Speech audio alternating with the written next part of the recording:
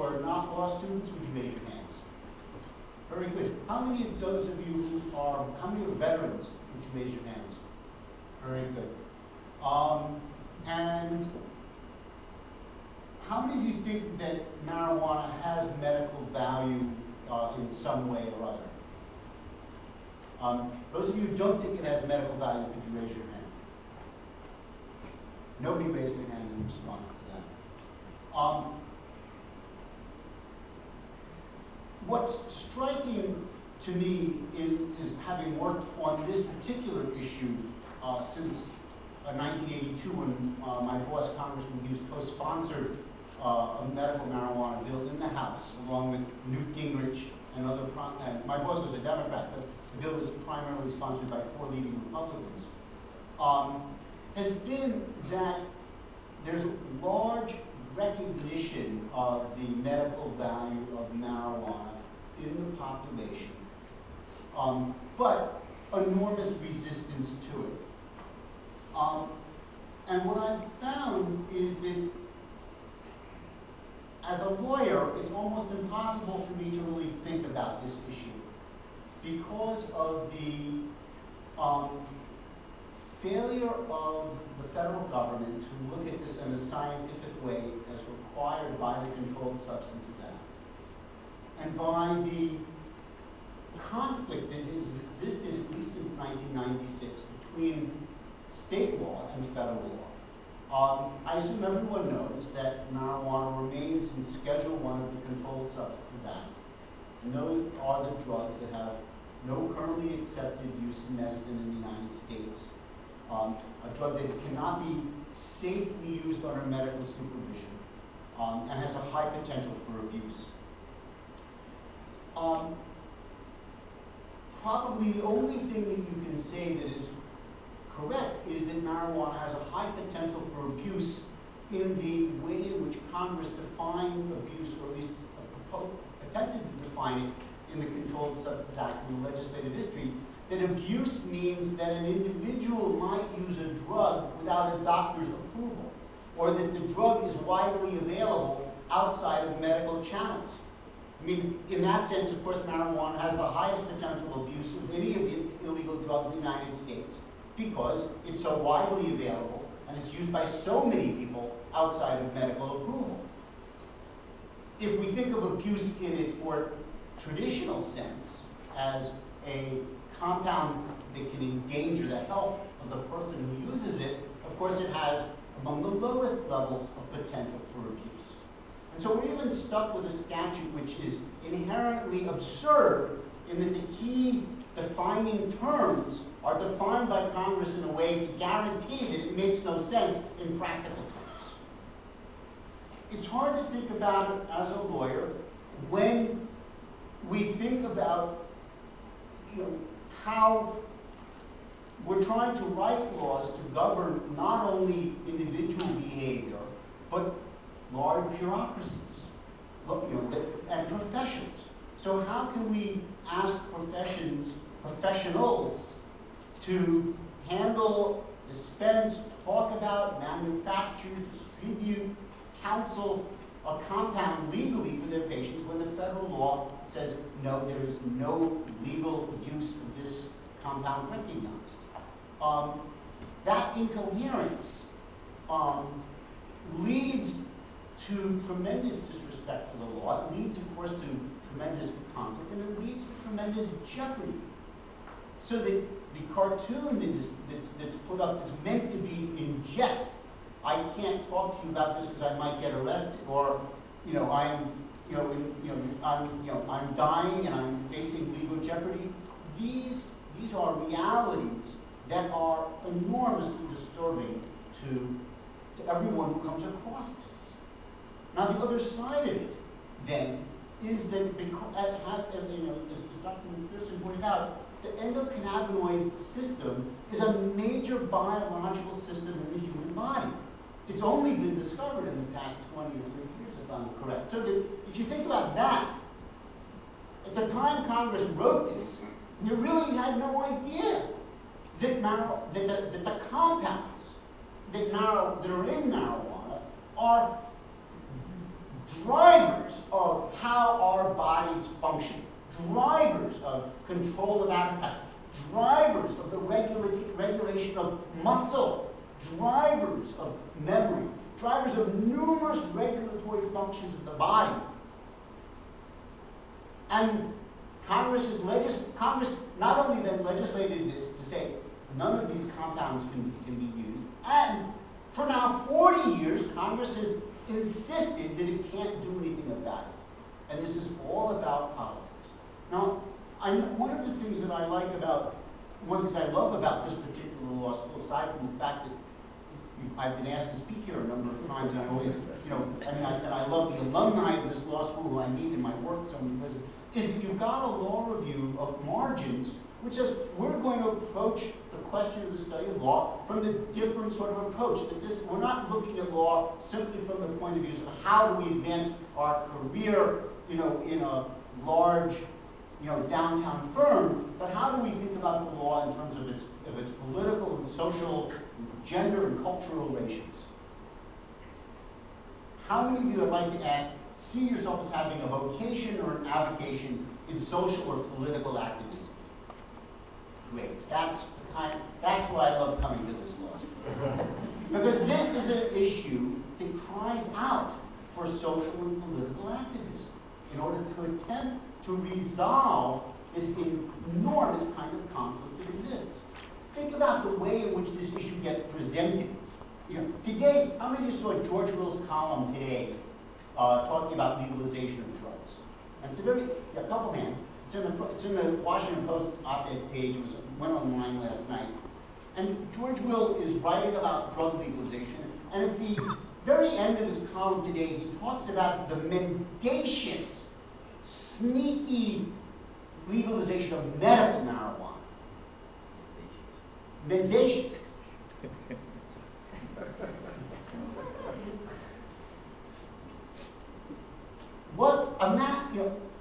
Where in our society do we mock people who are sick because of their choice of medication? Imagine the situation where you as a patient, cancer, multiple sclerosis, AIDS,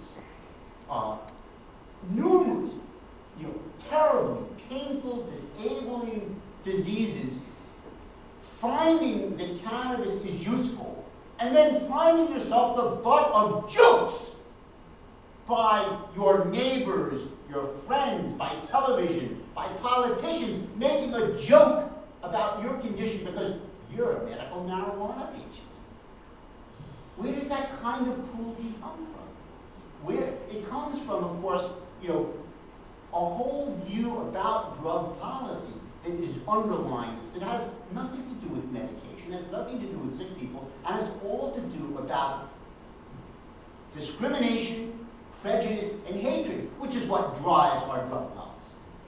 The role of illegal drugs in America is not about protecting public health.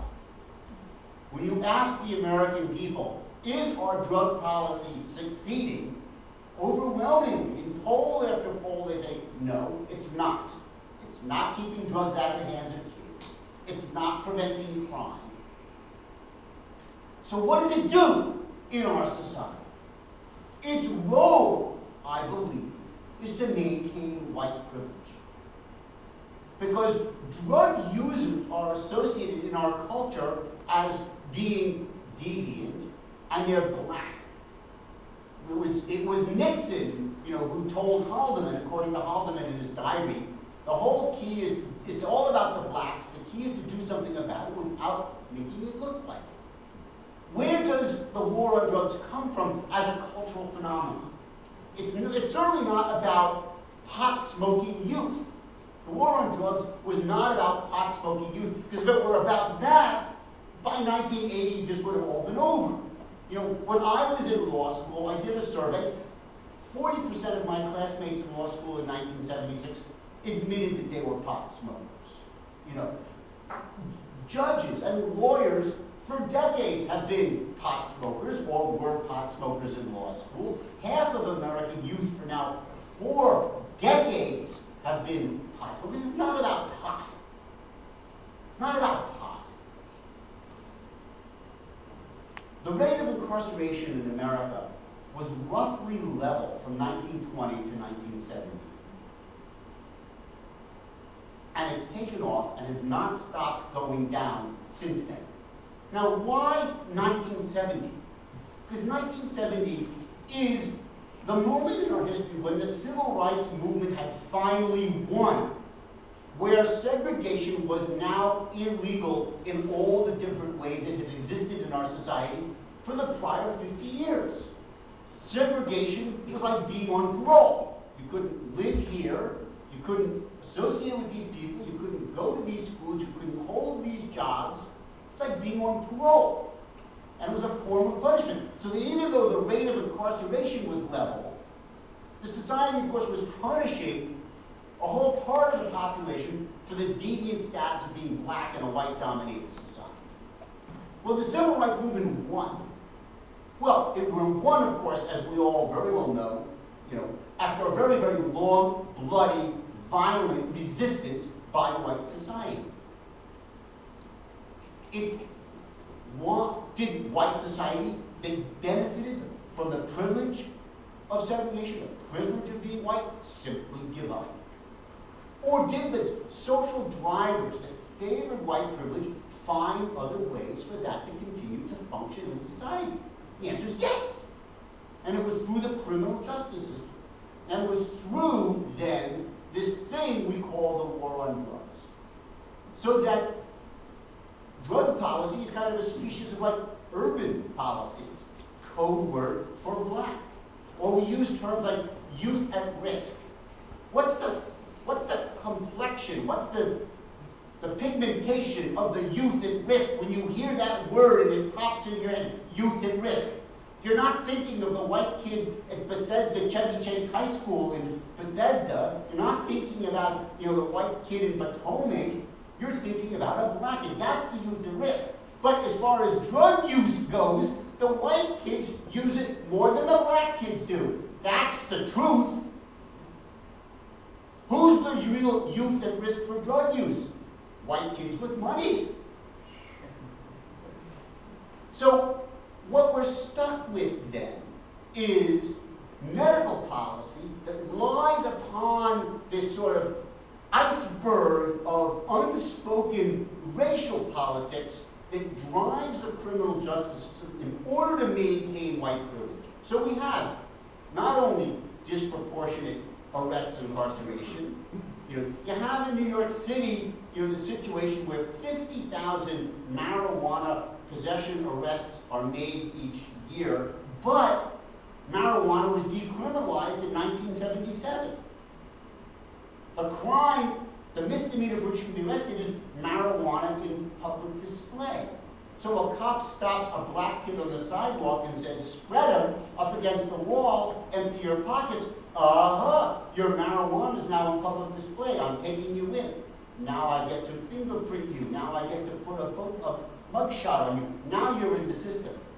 Now, you want to get out? You mean you want to try? You're going to plead not guilty? No. Take the plea, you can walk tomorrow at your arraignment. Because if you stay in, well, sorry, you're not going to make bail. That means you're not going to get to your job. So you're not going to pay the rent. So you're not going to have an apartment, which is all this stuff is going to be thrown out on the street. You're going to be a homeless pauper in about 30 days if you insist on your constitutional right to a trial. Son, overwhelmingly, these arrests in New York City are black and Hispanic youth. Overwhelmingly. Even though the data show that the white youth in New York are more likely to be smoking pot. So,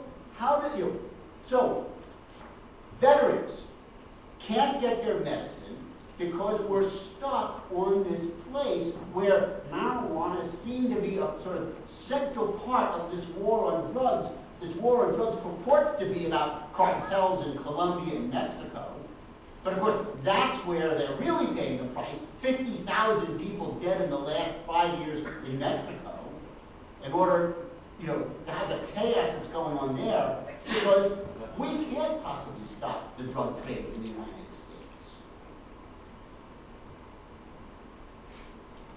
So we're stuck in this place as lawyers, where, you know, how do we address the law here? The law, as far as the DEA goes, is very simple. All that the administrator needs is substantial evidence to decide that marijuana is a hazard, dangerous. There's all kinds of bad evidence. You know, think of all the testimony of all the cops who can talk about all of the pot smokers who were prostitutes and went on to become drug addicts and were shoplifters. Because we have all kinds of people who are smart pot smokers, from judges and lawyers to thieves and prostitutes. So if my businesses are apprehending thieves and prostitutes, I'm going to find large numbers of pot smokers, because pot smoking is a largely, across the society sort of behavior. So, see, thieves and prostitutes. What did I tell you? They're pot smokers. So now I've established a reasonable, here's a problem, here's a drug problem. Is there addiction? Show this, how many of you know of pot burnout? Anybody know of pot burnout? Nobody? Nobody had any friends from high school who just were, all right, a couple hands up. You knew some people. We all, probably, a lot of this audience, not. You're all pot smokers, very hard-working law student pot smokers. But the rest of us knew some burnout-type pot smokers. And there are those people who find the mental effects so enticing, so delicious, so wonderful. They love getting high. They really want to get high all the time. And as long as they can make enough money to get high, they don't care what they really do. Well, that's not typical of most pot smokers. That's typical of a small enough number that, there's our evidence. There's our evidence. It's addictive, it causes burnout, and therefore we have evidence, substantial evidence, that's all that the DEA administrator needs to establish that this is a harmful drug. And so we don't have, the very simple thing is, this is not a legal problem. It is ultimately a political problem. Now, is it a question that is simply waiting for the death of some generation? I don't think so. I mean, we've got President Barack Obama. He said inhaling was the point. That was the point of smoking pot, unlike Bill Clinton. But, his Justice Department is on the warpath. On the warpath on this, against medical marijuana. Totally resistant to any good faith efforts, with the exception of the work of somebody like Michael, who's able one-on-one to get somebody at the DA, somebody who's trained in medicine, say, okay, we're going to modify our policy a little bit, but with a lot of political pressure. So the bottom line is, this is a political challenge. It's not a legal challenge. There aren't any sort of legal strategy. I can't bring to you some clever strategy to bring to the federal court. I don't think we're going to win this on individual rights grounds. I don't think we're going to win it on states' rights grounds. All we can do is sort of snipe. Those of you who saw my piece in the Baltimore Sun attacking the U.S. Attorney in Delaware for his false representations about the state of federal law, he had said in a letter to the governor of Delaware that he was threatening to prosecute Delaware officials for carrying out Delaware medical marijuana law. Well, he didn't cite in his letter any cases, nor did he cite any section of the Controlled Substances Act. Section 885D of the Controlled Substances Act, Title 21, says that state officials are immune from enforcing any state law dealing with controlled substances. And so, in fact, he's 180 degrees misrepresenting the law. And of course, the states, Congress recognized in Section 903, Title 21, that the states could create their own drug laws, unless there's a positive conflict. In all the states where there are medical marijuana laws, no U.S. attorney has had the balls or the cojones to go into federal court and say, I'm challenging this state medical marijuana law as being in positive conflict with the Controlled Substances Act. There's no effort to enjoin any estate laws. Instead, sort of like, guerrilla warriors, sort of picking off people from the woods. They'll go after individual patients. They'll go after dispensaries. They'll go after growers. But they're never challenging the law. And so when I said that the U.S. Attorney should be investigated by the Office of Professional Responsibility for misstated legal advice to the Governor of Maryland. The letter I got back this week from the Office of Professional Responsibility, oh no, there's no violation of professional ethics here. For a complete misrepresentation of the law. Well, we'll see what the next step is on that. So, Brooke, thank you very much. I'm looking forward to the Q&A part of our conversation.